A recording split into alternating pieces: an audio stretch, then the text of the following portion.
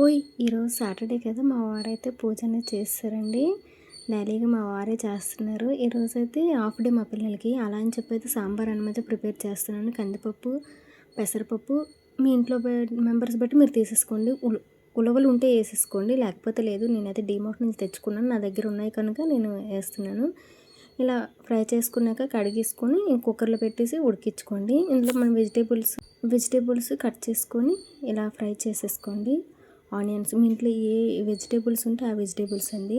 ఇలా ఫ్రై చేసుకున్నాక రైస్ కూడా అవల్ కుక్ అయిపోద్ది కదా. ఉప్పు, కారం అన్నీ మీ టేస్ట్కి తగ్గట్టు మీరు అడ్జస్ట్ చేసుకొని వేసేసుకోండి. వేసేసుకున్నాక చింతపండు గుజ్జు ఒక పెద్ద నిమ్మకాయ సైజు చింతపండు అయితే సరిపోద్దండి. సాంబార్ పెట్టుకుంటాం కదా సేమ్ అలానే ఇవి బాగా తెరలనివ్వాలండి. తెరనిచ్చితే మనం ఉడికించుకున్న పప్పు అన్నం ఉంది కదా, అది కూడా ఇందులో వేసేసాక అంతేనండి. టేస్ట్ అయితే మాత్రం సూపర్ అంటే సూపర్గా ఉంటుందండి. ఒకసారి ట్రై చేయండి. మీకు ఇష్టమైతే కొంచెం చిన్న బెల్లం ముక్క వేసుకోండి, లేకపోతే లేదు. తాలింపు పెట్టుకునే వాళ్ళు పెట్టేసుకోండి, బాగుంటుంది. నేనైతే పెట్టట్లేదు. సో మా వారైతే నైట్ ఐస్ క్రీమ్స్ తీసుకొచ్చారు. ఈరోజు సాటర్డే కదా, నేనైతే స్కూల్కి వెళ్తున్నాను. అలా వాళ్ళకి ఇచ్చేస్తే ఎండగా ఉంటుంది కదా, ఆ టైంలో తింటే బాగుంటుంది కదా, అలా అని చెప్పి తీసుకెళ్ళిపోతున్నానండి ఒక 2.